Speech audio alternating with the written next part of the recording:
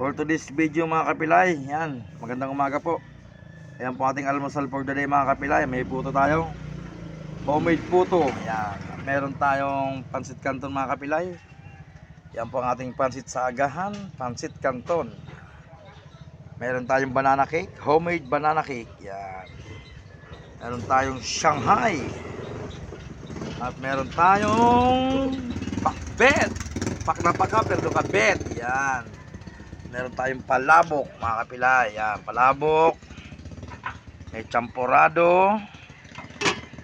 Meron tayong sinangag mga kapilay. Yan. At meron tayong lugaw.